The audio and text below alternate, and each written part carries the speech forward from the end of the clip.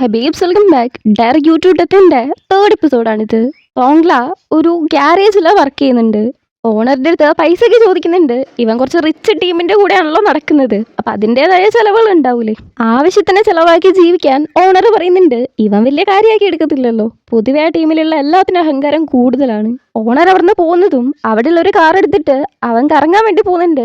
അതിൻ്റെ ഇടയ്ക്ക് ഒരാൾ ആക്സിഡന്റ് ആക്കുന്നു. പക്ഷെ ഇങ്ങനെ ഒരാള് വണ്ടി ഇടിച്ച് കിടക്കുവാണെന്ന് കണ്ട് അവൻ വണ്ടി എടുത്ത് പോവുകയാണ് ചെയ്യുന്നത്. പിന്നെ കാണുന്നത് അവന് വന്ന ഒരു പെൻ ഡ്രൈവ് ഇട്ട് നോക്കുന്നതാണ്. അതില് ഇവന് ഈ ആക്സിഡന്റ് ആക്കിയ വീഡിയോ ആണുള്ളത്. അത് കണ്ടിട്ട് ഒരുപാട് പേടിക്കുന്നുണ്ട്. ഇവിടെ താറിന്റെ ഓട്ടോപ്സി റിപ്പോർട്ട് വന്നിട്ടുണ്ട്. അവന്റെ ബേഗിൽ നിന്ന് എക്സ്റ്റാസി, മരിജ്വാന, ഡേറ്റ് റേപ്പ് ഡ്രഗ് ഇങ്ങനെ പലതും ബേഗിൽ നിന്ന് കണ്ടെത്തിയിട്ടുണ്ട്. അത് കണക്ക് ബോഡിയിൽ നിന്ന് കെറ്റാമിൻ, ഫെൻസിക്ലൈഡിൻ എന്നിവയും കണ്ടുപിടിച്ചിട്ടുണ്ട്. പക്ഷേ കെറ്റാമിനും ഫെൻസിക്ലൈഡിനും അവന്റെ ബിലോങ്ങിങ്സിൽ ഉണ്ടായിരുന്നില്ല. കില്ലർ വന്നിട്ട് അവന്റെ വായിലേക്ക് ഇട്ടില്ലായിരുന്നോ, അതിലായിരിക്കണം അത് ഉണ്ടാവുക. ഫിംഗർ പ്രിന്റ്സ് ഒന്നും തന്നെ കിട്ടിയിട്ടില്ല. ഇങ്ങനത്തെ മൊത്തത്തിലുള്ള ഒരു കാഴ്ച വെച്ചിട്ട് ഇതൊരു റിവെഞ്ചിന് വേണ്ടി ചെയ്താണ് കൊണ്ട് കിട്ടിയ ഇൻഫർമേഷൻസ് വെച്ചിട്ട് അനലൈസ് ചെയ്ത് നോക്കുന്നുണ്ട്. ഡ്രഗ്സ് കൊടുത്തിട്ടല്ലേ കൊല്ലുന്നത്, ഈ ഒരു പാറ്റേൺ, പിന്നെ ട്രൂത്ത് ഓർ ഡെയറിൻ്റെ അത് അവഞ്ചേഴ്സിന് ഇഷ്ടപ്പെട്ട ഒരു ഗെയിമാണ്. അങ്ങനെ മൊത്തത്തിൽ നോക്കുമ്പം അവഞ്ചേഴ്സിൽ ഒരാൾ കില്ലർ ആവാനുള്ള ചാൻസ് ഉണ്ട്. ഈ ട്രൂത്ത് ഓർ ഡെയർ കില്ലർ ഒരു ഗിമ്മിക്കായിട്ടാണ് എടുക്കുന്നത്. പോകുന്ന പോക്ക് വെച്ചിട്ട് ഫായും താറോടും കൂടെ നിൽക്കണം എന്നില്ല. ഇനിയും കൂടുതൽ പേര് മരിക്കാനുള്ള ചാൻസ് ഉണ്ട്. സസ്പെൻസിനെയൊക്കെ നന്നായിട്ടൊന്ന് വാച്ച് ചെയ്യണമെന്ന് ജെയ്ഡ് പറയുന്നുണ്ട്. നിങ്ങളുടെ അനിയനെ അടക്കം വാച്ച് ചെയ്യണമെന്ന് ചോദിക്കുമ്പം കുറച്ച് മടിച്ചിട്ടാണെങ്കിലും അതെ അവനെ അടക്കം. ജയനെ നമുക്ക് തന്നെ നോക്കാന്ന് കാമിൻ. അതൊന്നും വേണ്ട, അവന് സ്പെഷ്യൽ ട്രീറ്റ്മെന്റ് കിട്ടിയാണെന്ന് ബാക്കിയുള്ളവർ പറയും. ജയ നമ്മളെ വിശ്വസിക്കണം. ആ പിള്ളേർ എന്തോ ഹൈഡ് ചെയ്യുന്നുണ്ട്. അത് അവൻ നമ്മളെ വിശ്വസിച്ചാൽ മാത്രമേ നമുക്ക് അവനിലൂടെ മനസ്സിലാക്കാൻ പറ്റൂ. പായിനെ പറഞ്ഞു വിട്ടിട്ട് ജെയ്ഡിന്റെ അടുത്ത് നമുക്ക് ഫോറൻസിക് ഓഫീസിലേക്ക് പോകണമെന്ന് പറയുന്നു. നമുക്കൊന്ന് സംസാരിച്ചാലോ എന്ന് ജെയ്ഡ്. വേറെന്നല്ല, ലീസ് എഗ്രിമെന്റ് എടുത്ത് കൊടുക്കുകയാണ്.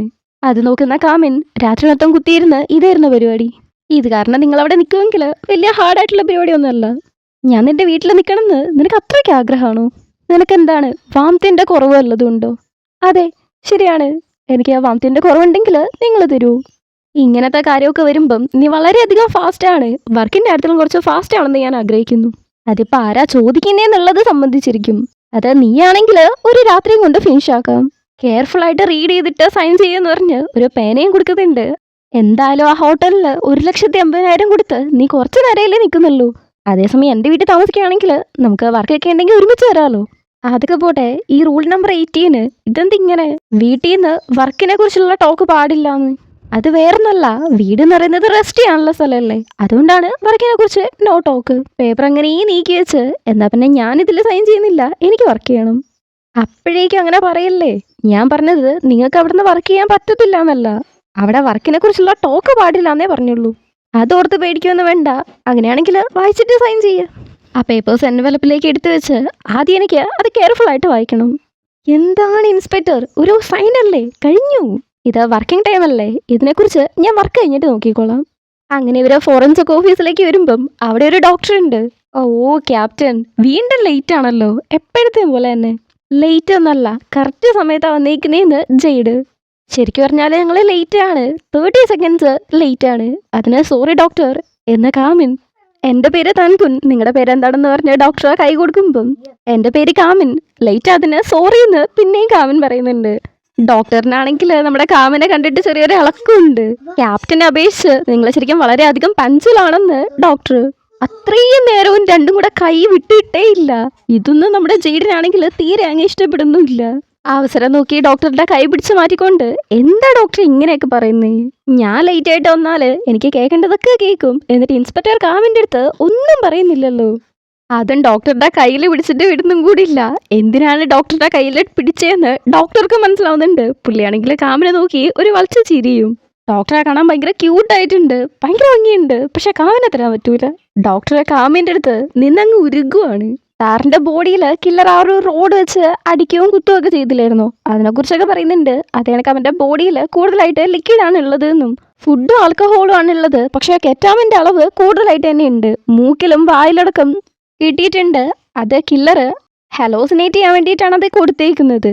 പക്ഷെ എന്തായാലും കൊല്ലാൻ പോവാണ്. പിന്നെ ഹലോസിനേറ്റ് ചെയ്യേണ്ട കാര്യം എന്താണെന്ന് കാമിൻ ചോദിക്കുമ്പം അവന്റെ ബോഡീന്റെ കൺട്രോൾ നഷ്ടപ്പെടാനായിരിക്കാം. അങ്ങനെയാണെങ്കിൽ പെട്ടെന്ന് ക്രൈം നടത്താമല്ലോ. കൂടുതലായിട്ടുള്ള ഡീറ്റെയിൽസ് ഞാൻ റിപ്പോർട്ടിൽ അയച്ചേക്കാം. അതിന് നിങ്ങളുടെ കോണ്ടാക്ട് നമ്പർ ഒന്ന് തരാമോ എന്ന് ചോദിച്ച് ഫോൺ നീട്ടുന്നുണ്ട്. ഇത് ജെയ്ഡിനാണെങ്കിൽ തീരെ ഇഷ്ടപ്പെടുന്നില്ല. എൻ്റെ അടുത്ത് ലൈൻ നമ്പർ ഇല്ല. ഞാൻ ശരിക്കും നമ്പർ യൂസ് ചെയ്യാറില്ല. എൻ്റെ ഇമെയിൽ ഐ ഡി തരാമെന്ന് പറഞ്ഞ് കാമിൻ അത് ടൈപ്പ് ചെയ്ത് കൊടുക്കുന്നുണ്ട്. കാമിൻ ഡോക്ടർക്ക് കോണ്ടാക്ട് നമ്പർ കൊടുക്കാത്തപ്പോഴേക്കുള്ള ജെയ്ഡിന്റെ ഒരു സന്തോഷം. നമ്പർ കൊടുത്ത് കാമിൻ അവിടുന്ന് പോകുന്നുണ്ട്. ജെയ്ഡ് ഡോക്ടറുടെ അടുത്ത് വന്ന്, ഇത്രയും കാലമായിട്ട് നിങ്ങൾ എൻ്റെ നമ്പർ മേടിച്ചിട്ടില്ലാലോ.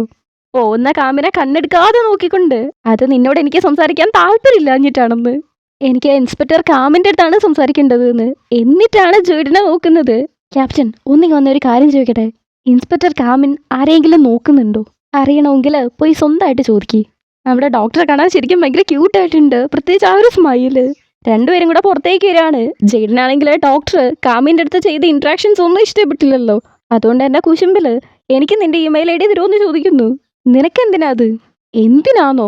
നമ്മൾ ഒരുമിച്ചല്ലേ വർക്ക് ചെയ്യുന്നത്. എനിക്ക് നിന്നെ കോണ്ടാക്ട് ചെയ്യേണ്ടി വരില്ലേ? അല്ലെങ്കിൽ നമ്മുടെ ഡോക്ടർക്ക് മാത്രമേ നീ അത് കൊടുക്കത്തുള്ളൂ എന്ന് കുറച്ച് സൽക്ക് ചെയ്യുന്നുണ്ട്. ഫോൺ മേടിച്ച് ടൈപ്പ് ചെയ്ത് കൊടുക്കുന്നുണ്ട്. ജെയ്ഡ് അത് നോക്കുമ്പം അത് ശരിക്കും നമ്പറാണ്. കൺവീനിയൻസിന് വേണ്ടിയിട്ട് അത് യൂസ് ചെയ്യുന്നുണ്ട് എന്ന്. പിന്നെ നമുക്ക് ടച്ചിലിരിക്കാമല്ലോ. കാമിൻ പറയുമ്പം, നേരത്തെ നീ അത് യൂസ് ചെയ്യുന്നില്ലെന്ന് പറഞ്ഞ പോലെ ഒരു ഓർമ്മന്ന് ജെയ്ഡ്. നീ ആ ആപ്പ് യൂസ് ചെയ്യുന്നില്ലേ, അതുകൊണ്ട് ഞാൻ പഠിച്ചു എന്ന് കാമിൻ. ആടാ എന്നെ റൊമാൻറ്റിക് ആണല്ലേ.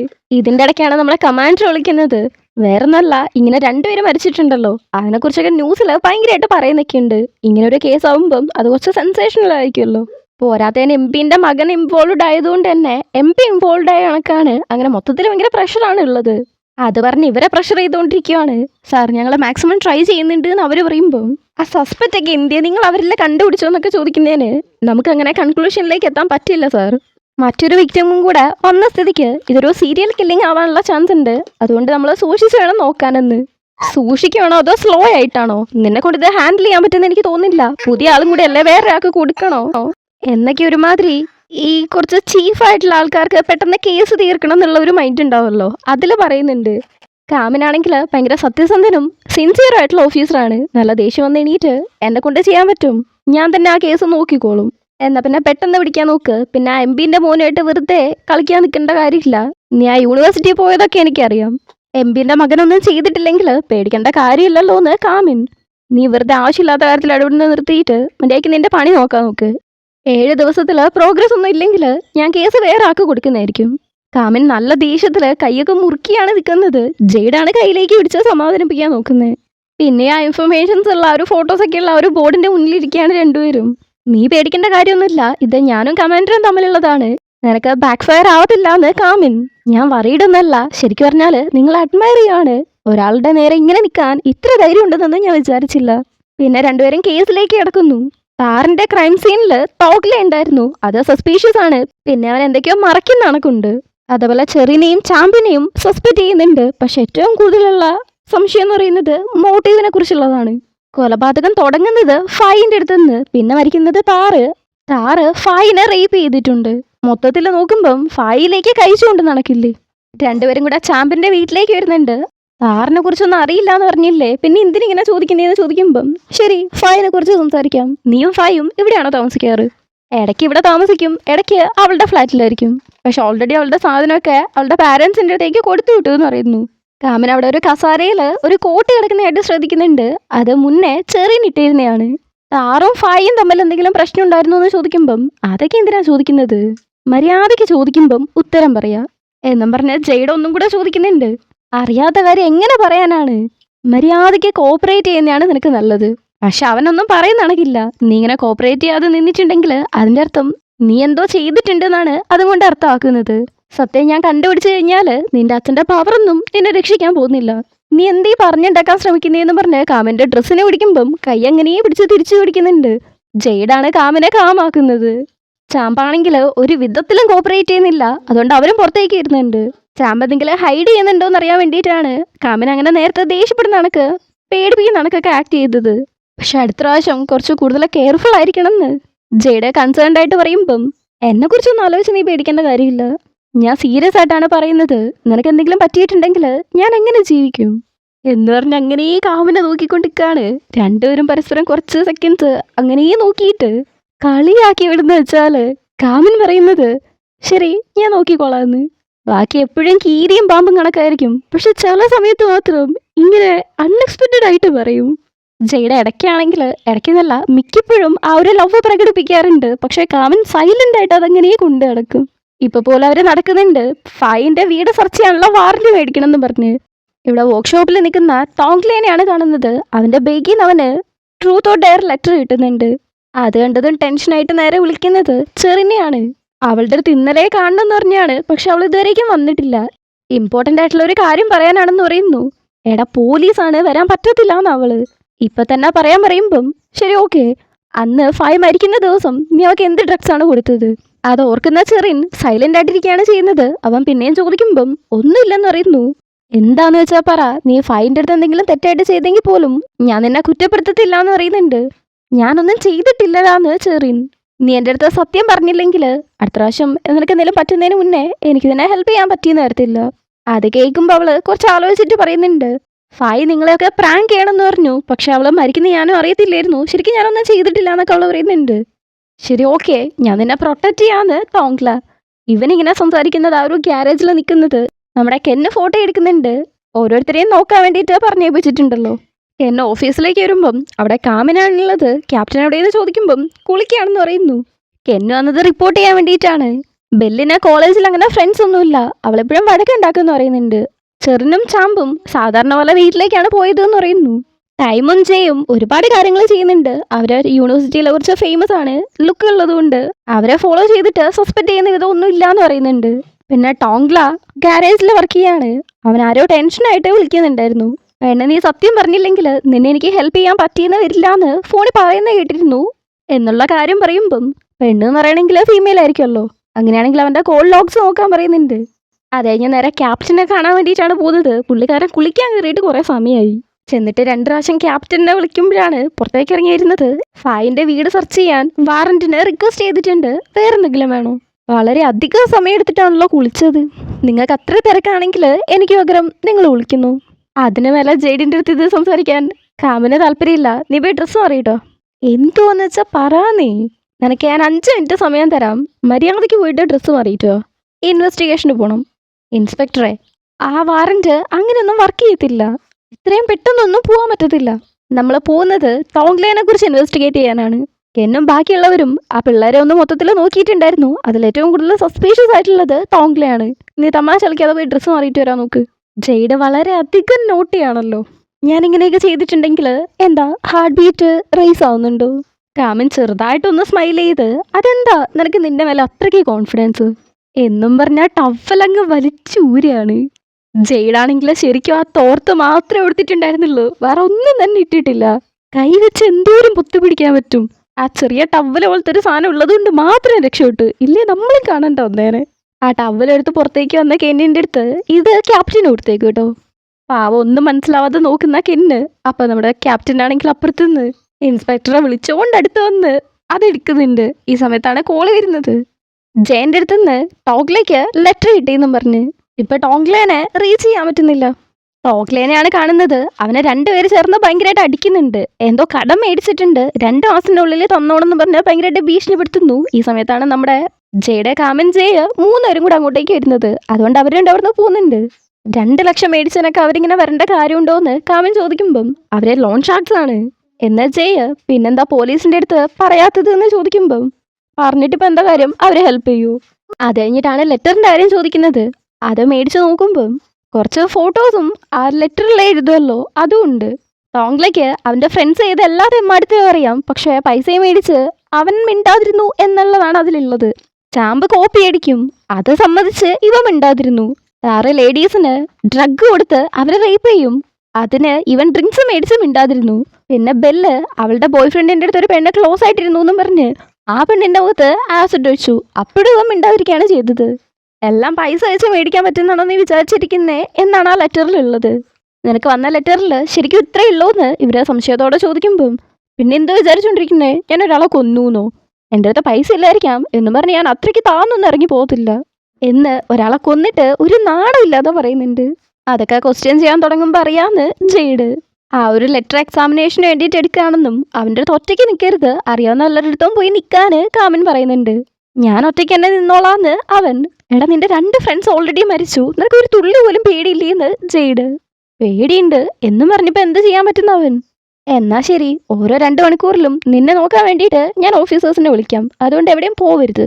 ഇത്രയും പറഞ്ഞ് ജയന്റെ അടുത്ത് നീ ഇവിടെ നിൽക്കാണോ അതോ ഞങ്ങളോട് വരികയാണോ എന്ന് ചോദിക്കുമ്പം ഞാൻ അവൻ ഇതൊക്കെ ക്ലിയർ ചെയ്യാൻ വേണ്ടിയിട്ട് ഹെൽപ്പ് ചെയ്യാമെന്ന് പറഞ്ഞ് അവൻ അവിടെ തന്നെ നിൽക്കുകയാണ് ചെയ്യുന്നത്.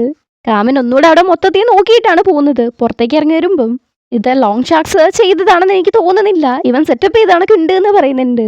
സംഭവം വലിച്ചു വരെയൊക്കെ ഇട്ടിട്ടുണ്ട്, പക്ഷെ ലോങ് ഷാക്സ് ആണ് വന്നെങ്കിൽ ലാപ്ടോപ്പ് പോലെയുള്ള വിലമതിപ്പുള്ള കാര്യങ്ങൾ എടുത്തുകൊണ്ട് പോകണമല്ലോ. അവനാണെങ്കിൽ ഇൻഫർമേഷൻസും തരുന്നില്ല, എന്തിനാണ് കള്ളം പറയുന്നതെന്ന് മനസ്സിലാവുന്നില്ല. പിന്നെ ആ ഒരു ട്രൂത്ത് ഓർ ഡെയർ ലെറ്ററിന്റെ കാര്യം, അതിൽ ഒരു ഭാഗം മാത്രമേ അവൻ കൊടുത്തിട്ടുള്ളൂ, വേറൊരു ഭാഗം കൂടി ഉണ്ടാവണമെന്നും ഊഹിക്കുന്നുണ്ട്. അങ്ങനെയാണെങ്കിൽ തോക്ലേനെ കുറിച്ച് കൂടുതൽ അറിയണമെങ്കിൽ ഇനിയിപ്പോൾ നമുക്ക് ജയല്ലേ ഉള്ളൂ, അവൻ്റെ അടുത്ത് സംസാരിക്കണം എന്ന് പറയുന്നുണ്ട്. എന്നിട്ട് നമുക്കൊന്ന് സംസാരിക്കണം എന്നും പറഞ്ഞ് ജയ്ക്ക് മെസ്സേജ് വിടുന്നു. ജയ ടോക്ലേൻ്റെ അടുത്ത് വന്നിട്ട് നീ പൈസേൻ്റെ കാര്യം ഓർത്ത് വിഷമിക്കണ്ട, എൻ്റെ അടുത്ത് കുറച്ച് സേവിങ്സ് ഉണ്ട്, അത് തരാമെന്ന് പറയുന്നുണ്ട്. പണത്തെക്കുറിച്ച് ഓർത്ത് ഞാൻ വറിയിടല്ല, പക്ഷെ നമ്മൾ ശരിക്കും മരിക്കുമോ എന്ന് അവൻ ചോദിക്കുന്നു. നീ എന്താ അങ്ങനെ ചോദിക്കുന്നേന്ന് ജയ ചോദിക്കുന്നുണ്ട്. അങ്ങനെ സീൻ കട്ട് ചെയ്ത് ജയ, കാമിൻ, ജെയ്ഡ് 3 പേരും കൂടെ ഭക്ഷണം കഴിക്കുന്നതാണ് കാണുന്നത്. ജെയ്ഡ് ജയ്ക്ക് കുറെ പച്ചക്കറി ഇട്ട് കൊടുത്തിട്ട് നന്നായിട്ട് കഴിക്കുക, ബുദ്ധി വളരട്ടെ എന്ന് പറഞ്ഞുകൊണ്ടിരിക്കുകയാണ്. എടാ നിനക്ക് വേണമെങ്കിൽ നീ തിന്നെന്ന് പറഞ്ഞ് അത് തിരിച്ചിട്ട് കൊടുക്കുന്നു. രണ്ടും കൂടി ആണെങ്കിൽ വെറുതെ ഇരുന്ന് വഴക്കുണ്ടാക്കിക്കൊണ്ടിരിക്കുകയാണ്. ചുമ്മാ ഒരു സിബ്ലിംഗ് ഫൈറ്റ്. ഇതിൻ്റെ ഇടയ്ക്ക് കാമിൻ അതെ അതെ രണ്ടും അടങ്ങിയിരിക്കോ, കുറച്ച് സിവിലൈസ്ഡ് ആയിട്ട് കഴിക്കാൻ നോക്ക്, നിങ്ങൾ എന്തിനാ ഇപ്പോഴും ഇങ്ങനെ വഴക്കുണ്ടാക്കുന്നതെന്ന് ചോദിക്കുമ്പം അത് ജെയ്ഡിൻ്റെ അടുത്ത് ചോദിക്ക്, എന്നെ കൊണ്ടൊന്നും ഭക്ഷണം കഴിക്കാൻ പോലും അവൻ സമ്മതിക്കുന്നില്ല. ആ ഇനിയിപ്പോൾ അതിനെ എന്നെ പറ എന്നും പറഞ്ഞ് കാമിനെ നോക്കുമ്പം ചോദിക്കുന്നുള്ള രീതിക്ക് ആക്ഷൻ കാണിക്കുന്നു. രണ്ടുപേരും കൂടെ കോക്കറി കാണിക്കുന്ന കണ്ടിട്ട് എന്നെ ഇവിടെ വിളിച്ചു വരുത്തിയിട്ട് നിങ്ങൾ രണ്ടും എന്താ കണ്ണും കൊണ്ട് സംസാരിച്ചുകൊണ്ടിരിക്കുകയാണോ? നിങ്ങളൊക്കെ ഓരോന്നും മറച്ചു വെക്കും തോറും അത് കില്ലറിനെ പിടിക്കാനുള്ള സമയമാണ് പോയിക്കൊണ്ടിരിക്കുന്നത്. അതിലൂടെ നിങ്ങളുടെ ഫ്രണ്ട്സ് തന്നെയാണ് ഡേഞ്ചറിലായിരിക്കുക എന്ന് കാമിൻ പറയുമ്പം ജെയ്ഡ് നേരത്തെ ടോക്ലേൻ്റെ റൂമിൽ നടന്നതാണ് കാണുന്നത്. അവന് പേടിച്ച് നിന്നിട്ടുണ്ടായിരുന്നല്ലോ. ഇത് നിന്റെ ചേട്ടൻ്റെ അടുത്ത് പറയാൻ പാടില്ല എന്ന് പറഞ്ഞിട്ട് അവൻ ആ ഒരു പെൻഡ്രൈവ് കൊടുത്തിട്ടുണ്ടായിരുന്നു, ഇവൻ ഒരാളെ ആക്സിഡന്റ് ആക്കി കൊല്ലുന്ന ഒരു ഫൂട്ടേജ്. അതോർത്തിട്ട് ഇവരുടെ അടുത്ത് എന്തു പറയാൻ ഒന്നുമില്ലല്ലോ എന്ന് പറയുന്നു. എടാ ഇൻസ്പെക്ടർ നിന്റെ അടുത്ത് ഓൾറെഡി വാൺ ചെയ്തില്ലേ, എന്നിട്ട് നീ പറയുന്നില്ലാന്ന്? ഒന്നും തന്നെ പറയാനില്ലെന്നേ, നിങ്ങൾക്ക് എന്തെങ്കിലും അറിയണമെന്ന് പറഞ്ഞ് എന്തിനാണ് ഇങ്ങനെ അനോയ് ചെയ്തുകൊണ്ടിരിക്കുന്നത്? ഈ സമയത്താണ് കാമിന് നോക്കോലായി എന്ന് പറയുന്ന ഒരു നമ്പറിൽ നിന്ന് കോൾ വരുന്നത്. അവൻ പുറത്തേക്ക് പോകുന്നുണ്ട്. കാമിന്റെ ഇൻഫോമർ ആണ് വിളിക്കുന്നത്. കെറ്റാമിൻ എന്ന ഡ്രഗ്സ് ഇതിൽ ഇൻവോൾവ് ആണല്ലോ, അത് അവിടുത്തെ ക്ലബ്ബുമായിട്ട് ബന്ധപ്പെട്ടിരിക്കുന്നു എന്ന് പറയുന്നുണ്ട്. ഡ്രിങ്ക് മീ എന്ന് പറയുന്ന ക്ലബ്ബായിരിക്കും. സ്പെസിഫിക് ആയിട്ട് പേര് മെൻഷൻ ചെയ്യുന്നില്ല, എന്നാൽ പോലും മൊത്തത്തിൽ ചുറ്റിപ്പറ്റി ഡ്രിങ്ക് മീനെ പറ്റി ആയതുകൊണ്ട് അതായിരിക്കും. ഈ ഒരു കേസിൽ വലിയ വലിയ പൊളിറ്റീഷ്യൻസ് പിന്നെ പോലീസ് ഓഫീസേഴ്സ് ഒക്കെ ഇൻവോൾവ് ആണ്. അതുകൊണ്ട് തന്നെ കേസ് കുറച്ച് ഡേഞ്ചറസ് ആണ്. കാമൻ ഇതുകൊണ്ട് മുന്നോട്ടേക്ക് പോവുകയാണെങ്കിൽ ഡേഞ്ചറസ് ആയിട്ട് പലതും നടക്കാനുള്ള സാധ്യതയുണ്ട്. അവന് നേരെ ആക്രമണങ്ങൾ പോലും ഉണ്ടായേക്കാന്ന് അയാൾ പറയുന്നുണ്ട്. അതൊക്കെ നോക്കാന്ന് പറഞ്ഞുകൊണ്ടിരിക്കവേ തന്നെ ഒരു വാൻ വരുന്നു. അതിൽ നിന്ന് 3 ആൾക്കാർ വന്ന് കാമിനെ അടിക്കുന്നുണ്ട്. അതും അടിക്കാനുള്ള ടൂൾസുമായിട്ടാണ് വന്നേക്കുന്നത്. ഒരു 3-4-5 അടി കിട്ടുമ്പോഴേക്കും അങ്ങോട്ടേക്ക് ജെയ്ഡും വരുന്നുണ്ട്. രണ്ടുപേരും നിന്ന് അത്യാവശ്യം നന്നായിട്ട് തന്നെയാണ് അടിക്കാൻ നോക്കുന്നത്. പക്ഷെ അവരുടെ അടുത്ത് കത്തി ഉണ്ടായിരുന്നു, അത് വെച്ച് അൺഎക്സ്പെക്റ്റഡ് ആയിട്ട് കാമിന്റെ കയ്യിലേക്ക് കുത്തുന്നുണ്ട്. നല്ല ദേഷ്യം വരുന്ന ജെയ്ഡ് അവരുമായിട്ട് അടി ഉണ്ടാക്കുന്നു. കുറച്ച് കഴിയുമ്പോൾ അവരവിടുന്ന് പോകുന്നുണ്ട്. കണ്ടിട്ട് എന്തെങ്കിലും ചെയ്യാൻ വന്ന കണക്കില്ല, ഒരു വാണിംഗ് കൊടുക്കാൻ വന്ന പോലെയാണ് ഉള്ളത്. കൈ മുറിഞ്ഞതുകൊണ്ട് തന്നെ നന്നായിട്ട് ചോര വരുന്നുണ്ട്. അത് കാണുന്ന ജെയ്ഡിന് ഭയങ്കര ടെൻഷൻ, ആകെപ്പാടെ ടെൻസ്ഡ് ആയിട്ട് അതിങ്ങനെ നോക്കിക്കൊണ്ടിരിക്കുന്നത്. നമ്മളെക്കുറിച്ച് ഒരാളെ കെയർ ചെയ്ത് പേടിച്ച് നിൽക്കുന്നത് കാണുമ്പോൾ ഒരു മനസ്സുഖം ഉണ്ടാവുമല്ലോ. ആ ഒരു സന്തോഷത്തോടെ കാമിൻ അങ്ങനെ രസിച്ച് നോക്കുന്നുണ്ട്. ജെയ്ഡും ഇത് ശ്രദ്ധിക്കുന്നുണ്ട്. രണ്ടുപേരും കണ്ണി നോക്കിക്കൊണ്ടിരിക്കുകയാണ്. ഏത് സമയത്ത് എന്തോ കാണിക്കുന്നത് നോക്കണം. പിന്നെ കൈയൊക്കെ ഡ്രസ്സ് ചെയ്ത് വീട്ടിലേക്ക് വരുന്നുണ്ട്. കെനിനെ വിളിച്ച് എല്ലാ CCTV നോക്കണം, ആ തന്തയില്ലാത്തവന്മാരെ ഞാൻ തന്നെ നോക്കുന്നു പറഞ്ഞ് ഒരുമാതിരി ടെൻഷനായിട്ട് നല്ല ദേഷ്യത്തിലാണ് നിൽക്കുന്നത്. ഞാൻ ഓക്കെയാണ് ക്യാപ്റ്റൻ, അതുകൊണ്ട് ഇത് വിട്ടേക്ക്, കെനിൻ്റെ അടുത്ത് വേറെ എന്തെങ്കിലും ചെയ്യാൻ പറ. അവർ നിന്നെ വേണമെന്ന് വെച്ച് ഹേർട്ട് ചെയ്തതാണ്, അങ്ങനൊന്നും വിടാൻ പറ്റത്തില്ല എന്ന് ക്യാപ്റ്റൻ. നീ കറക്റ്റ് സമയത്ത് വന്നല്ലോ എന്ന് കാമിൻ. അതാണ് ആകെപ്പാടെ നടന്ന ഒരു നല്ല കാര്യം. അല്ല MP ആയിരിക്കും ഇത് ചെയ്തതെന്ന് നിനക്ക് തോന്നുന്നുണ്ടോ? എൻ്റെ വായിക്ക് ആര് വേണമെങ്കിലും ചെയ്യാം, അത്രത്തോളം എനിമീസ് ഉണ്ട് എന്ന് കാമിൻ. അതൊക്കെ പോട്ടെ, ജയ എന്തെങ്കിലും പറഞ്ഞിരുന്നോ? ആദ്യം കുറച്ച് റെസ്റ്റ് എടുക്ക്. എപ്പോൾ നോക്കിയാലും വർക്ക് ചെയ്യല്ലേ എന്നെ. ഓൾറെഡി പ്രോമിസ് ചെയ്തിട്ടുണ്ട് വീട് ചെയ്യുന്ന വർക്കിനെ കുറിച്ച് സംസാരിക്കത്തില്ല എന്ന്. അതിനെ ഞാൻ കോൺട്രാക്റ്റ് സൈൻ ചെയ്തിട്ടില്ലല്ലോ, അപ്പം എനിക്ക് വർക്കിനെ കുറിച്ച് സംസാരിക്കാം. ഇങ്ങനെ പറയുന്ന മനുഷ്യൻ്റെ അടുത്ത് എന്തോ പറയാനാ? ജെയ്ഡും വായടച്ചിരിക്കുന്നുണ്ട്. ഈ സമയം അങ്ങോട്ടേക്ക് ജയ വരുന്നുണ്ട്. കാമിൻ്റെ അടുത്ത് ഓക്കെ ആണോ എന്ന് ചോദിക്കുന്നു. ആ ഞാൻ ഓക്കെയാണ്, എനിക്ക് നിൻ്റെ അടുത്ത് ഒന്ന് സംസാരിക്കണമെന്നുണ്ട്, 1 മിനിറ്റ് സംസാരിച്ചോളൂ എന്ന് ചോദിക്കുന്നതിന്. അവൻ സൈലൻ്റ് ആയിരിക്കുന്നുണ്ട്. അപ്പം ജെയ്ഡ് നീ കണ്ടില്ലേ, കാര്യങ്ങളൊക്കെ വോഴ്സ് ആയിക്കൊണ്ടിരിക്കുകയാണ്. ഞാനത് പറയുവാണെങ്കിൽ തോക്ലേനെ ജയിലിലേക്ക് വിടത്തില്ലല്ലോ എന്ന് അവൻ ചോദിക്കുന്ന കേട്ടിട്ട് ആവശ്യമില്ലാത്ത വർത്തമാനത്തിനൊന്നും നിൽക്കണ്ട, നിനക്ക് അറിയാമെങ്കിൽ അതങ്ങ് പറയാൻ നോക്ക് എന്നൊരു മാതിരി ദേഷ്യത്തിൽ പറയുമ്പം കാമിൻ ക്യാപ്റ്റൻ ഒന്ന് നേരെ ഇരിക്ക്. അഥവാ മര്യാദയ്ക്ക് സംസാരിക്കാൻ പറ്റില്ല എന്നാണെങ്കിൽ പുറത്ത് പോയിട്ട് വെയിറ്റ് ചെയ്യ്. ജയ്ഡും അടങ്ങി മിണ്ടാതിരിക്കുന്നുണ്ട്. കാമായിട്ട് ജയന്റെ അടുത്ത്, ഇതാ നോക്ക് ജയ്, നീ ഇപ്പോഴും പറഞ്ഞിട്ടില്ലെങ്കിൽ കാണുന്നില്ലേ, ഒരു പോലീസുകാരനെ അവരെ അറ്റാക്ക് ചെയ്യപ്പെട്ടു. അപ്പം നിന്റെ ഫ്രണ്ട്സ് അത്രത്തോളം ഡേഞ്ചറിലാണ്. അവർക്ക് എന്ത് വേണേലും പറ്റാം. ആ ലെറ്ററിന്റെ കൂടെ ഒരു ഫ്ലാഷ് ഡ്രൈവും വന്നിട്ടുണ്ടായിരുന്നു. അതിലുള്ളത് ജയവന്റെ ഗ്യാരേജിൽ നിന്ന് ഒരു കാറ് മോഷ്ടിക്കുന്നതാണ് എന്ന് മാത്രമേ ജയ പറയുന്നുള്ളൂ. ജയ മോഷ്ടിക്കുന്നതല്ല, ടോഗ്ല മോഷ്ടിക്കുന്നതാണെന്ന് മാത്രമേ ജയ പറയുന്നുള്ളൂ. ജയ ആ ഒരു സംഭവം ആലോചിച്ച് നോക്കുന്നുണ്ട് ടോഗ്ലേന്റെ അടുത്ത് സംസാരിച്ചത്. എന്താ പോലീസിന്റെ അടുത്ത് പറയാത്തതെന്ന് ചോദിച്ചപ്പം പേടിച്ചിട്ടാണെന്ന് പറയുന്നു. എനിക്ക് ജയിലിൽ പോകാനൊന്നും വയ്യാന്നൊക്കെ. ശരി, ഓക്കെ, ഇത് വേറെ ആർക്കൊക്കെ അറിയാമെന്ന് ചോദിക്കുമ്പം ചാമ്പിന് മാത്രമാണെന്ന് പറയുന്നു. ഇവിടെ അവരുടെ അടുത്ത് ടോക്ലി അത് അറിഞ്ഞുകൊണ്ടല്ല ചെയ്തത് എന്ന് പറയുമ്പം നീ ഇപ്പോഴും നിന്റെ ഫ്രണ്ടിനെ പ്രൊട്ടക്റ്റ് ചെയ്യാണോ ചെയ്യുന്നത്? അതിനൊക്കെ ഒരു ലിമിറ്റ് ഉണ്ട് എന്ന് ചെയ്ത്. തെറ്റാണെന്ന് എനിക്കും അറിയാം, പക്ഷെ നിന്റെ ഫ്രണ്ട് ചോദിച്ചിട്ടുണ്ടെങ്കിൽ നീ ചെയ്യാതിരിക്കുമോ? ഞാൻ ഹെൽപ്പൊക്കെ ചെയ്യും, പക്ഷെ ഇങ്ങനെ ആയിരിക്കില്ല എന്ന് ചെയ്ത്.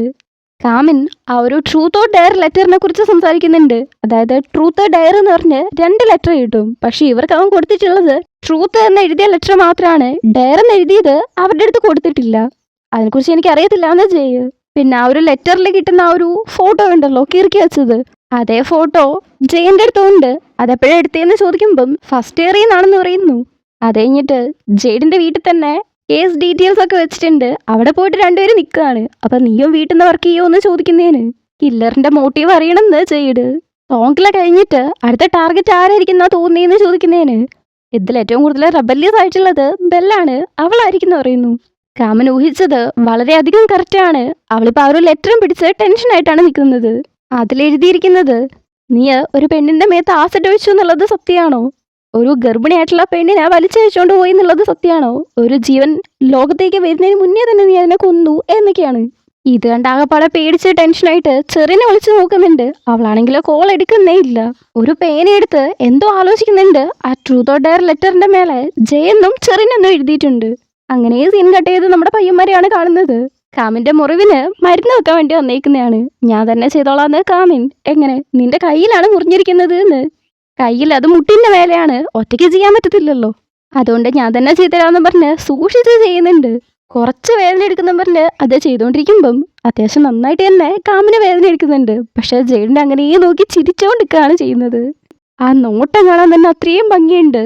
ഇവനിങ്ങനെ നോക്കുന്നത് ജെയ്ഡും കാണുന്നുണ്ട്. ഡ്രസ് ചെയ്ത് കഴിയുന്ന ക്യാപ്റ്റന്റെ അടുത്ത് താങ്ക് യു എന്ന് പറയുന്ന കാമിൻ. പറഞ്ഞറിയിക്കാൻ പറ്റാത്തൊരു ഫീല്. കാമിൻ ജസ്റ്റ് നോട്ടം കൊണ്ട് തന്നെ ഭയങ്കരമായിട്ട് ഇന്റിമേറ്റ് ആവും. ഡ്രസ് അഴിക്ക്, മരുന്നിട്ട് തരാന്ന് ജെയ്ഡ്. അതൊന്നും വേണ്ട, ഞാൻ തന്നെ ചെയ്തോളാന്ന് പറയുന്നുണ്ടെങ്കിലും നിർബന്ധിച്ച് ഡ്രസ്സ് ഉരിക്കുന്നുണ്ട്. ഇവിടെ ബെല്ലിനെയാണ് കാണുന്നത്. അവൾ ആകെപ്പെട്ട ടെൻഷനായിട്ട് ബാത്ടബിലെ കടക്കുവാണ്. അപ്പോഴാണ് ആരോ ഡോർ തുറക്കുന്നതിനെ കൂട്ട് സൗണ്ട് കേൾക്കുന്നത്. ചെറിനാണെന്നാണ് വിചാരിക്കുന്നത്, പക്ഷെ അങ്ങോട്ടേക്ക് വരുന്നത് കില്ലറാണ്. ആകെപ്പാടെ പേടിച്ച് പോലീസിനെ വിളിക്കും. അങ്ങനെയാണ് ഇങ്ങനെയാണെന്നൊക്കെ പുലമ്പിക്കൊണ്ട് ഫോൺ എടുക്കാൻ നോക്കുമ്പോഴേക്കും അവളുടെ മുടിയിൽ പിടിക്കുന്നു. അതുകൊണ്ട് പേടിച്ച് ഞാൻ ചൂസ് ചെയ്യുന്നത് ഡയറാണ്, എന്നെ വിട്ടേക്കെന്നൊക്കെ പറഞ്ഞ് കുറേ പറയുന്നുണ്ട്. പക്ഷെ അതൊരുപാട് ലേറ്റ് ആയിപ്പോയി. നിന്നെ വേറൊരാള് ചൂസ് ചെയ്തു എന്ന് കില്ലറ്. ആരാന്ന് ചോദിക്കുന്നുണ്ട്. അതിനുത്തരം പറയുന്നില്ല. ഇങ്ങനെയാണ് നീ മരിക്കുന്നതിന് മുന്നേ നിനക്ക് വേണ്ടപ്പെട്ട ഒരാള് ചതിച്ചിട്ടുണ്ടെങ്കിൽ ഉണ്ടാവുക. നീ ഫൈൻ്റെ അടുത്ത് ചെയ്ത കണക്ക്. കില്ലറ് സംസാരിക്കുന്നുണ്ടെങ്കിലും വോയിസിലൂടെ നമുക്ക് ആളെ മനസ്സിലാക്കാൻ പറ്റത്തില്ല. കാരണം വോയിസ് ചേഞ്ചർ യൂസ് ചെയ്ത് ഒരുമാതിരി റോബോട്ടിക് വോയിസിലാണ് നമുക്ക് കേൾക്കുക. കില്ലറ് ബെല്ലിനെ കൊല്ലുന്നത് അവളുടെ മേത്ത് ആസിഡ് ഒഴിച്ചാണ്. ഇവിടെ നമ്മുടെ പയ്യന്മാരാണെങ്കിൽ വേറെ രീതിക്കാണ് ഇരിക്കുന്നത്. ഓൾറെഡി 3 കൊലയായി അവിടെ നടന്നുകൊണ്ടിരിക്കുകയാണ്. ഇവരുടെ റൊമാൻസിന് മാത്രം ഒരു കുറവുമില്ല. നാളെ ഫായിന്റെ വീട്ടിൽ പോയിട്ടൊന്ന് സെർച്ച് ചെയ്യണം. ബാക്കി 2 പേർക്കും ലെറ്റർ കിട്ടിയിട്ടുണ്ടല്ലോ, അത് ഞങ്ങൾക്ക് ഫായിക്കും കിട്ടിയിട്ടുണ്ടാവാൻ ചാൻസ് ഉണ്ട് എന്ന് കാമിൻ. ഈ ചെറിയ ടാസ്ക് നിനക്ക് നിന്റെ ടീമിന്റെ അടുത്ത് കൊടുത്താൽ പോരെ, ഞാനത് ചെയ്തോളാന്ന് ജെയ്ഡ് പറയുമ്പം അങ്ങനെ തിരിഞ്ഞിരുന്നിട്ട് നീയെ ആ മുറിവില് മരുന്നിടുന്നത് മാത്രം നോക്കിയാൽ മതി. പക്ഷെ നീ എന്നെക്കുറിച്ച് വറീഡാണെങ്കിൽ നാളെ പോയിട്ട് ബെല്ലിനെ നോക്ക്. പിന്നെ ഈ ഒരു കേസിനെ കുറിച്ചുള്ള ബാക്കി കാര്യങ്ങൾ നോക്ക്, അത് തന്നെ ധാരാളമാണ്. ശരിയെന്ന് ജെയ്ഡ് കാമിനായിട്ട് ഐ കോണ്ടാക്ട് പോലും വെക്കുന്നില്ല. നീ ഒരുപാട് സമയം എടുക്കുന്നുണ്ട്, ഞാൻ തന്നെ ചെയ്തോളാന്ന് കാമിൻ. ഞാൻ കെയർഫുൾ ആയിട്ടാണ് ചെയ്യുന്നത് എന്ന് ജെയ്ഡ്. നിന്നെ പോലെ ടഫായിട്ടുള്ള ഒരു ക്യാപ്റ്റൻ സ്വന്തം മുറിവ് പോലും ഡ്രസ്സ് ഇട്ടിട്ടില്ലേന്ന് കാമിൻ ചോദിക്കുന്നതിന് ഞാൻ എൻ്റെ മുറിവുകളെ കുറിച്ച് അങ്ങനെ കെയർ ചെയ്യാറില്ല. നിന്നെയാണ് ഞാൻ ഫസ്റ്റ് ടൈം ഇങ്ങനെ ട്രീറ്റ് ചെയ്യുന്നത്, അത് ഈ ചെറിയ മുറിവിന് ഇത്രയും കാര്യമായിട്ട് നോക്കുന്നത്. ഇങ്ങനെയൊക്കെ ഒരാൾ പറയുമ്പം സ്വാഭാവികമായിട്ട് ഒരു പ്രത്യേക ഫീൽ ഉണ്ടാവുമല്ലോ. ആ ഫീലിൽ രണ്ടുപേരും അങ്ങോട്ടും ഇങ്ങോട്ടും നോക്കിയിരിക്കുന്നുണ്ട്. ജെയ്ഡ പതിയെ വന്ന് കാമിനെ സോഫ്റ്റ് ആയിട്ട് ഒരു കിസ് കൊടുക്കുന്നു. പെട്ടെന്നൊരു കിസ് കൊടുത്ത് കുറച്ച് മടിയോടുകൂടെ നേരെ ഇരിക്കുന്ന സമയം കാമിൻ ഇങ്ങോട്ട് വന്ന് ജെയ്ഡിനെ കിസ് ചെയ്യുന്നുണ്ട്. അതും ജസ്റ്റ് ലിപ്സിൽ ടച്ച് ചെയ്യല്ല, നല്ല പാഷനേറ്റ് ആയിട്ട് തന്നെ കിസ് ചെയ്യുന്നുണ്ട്.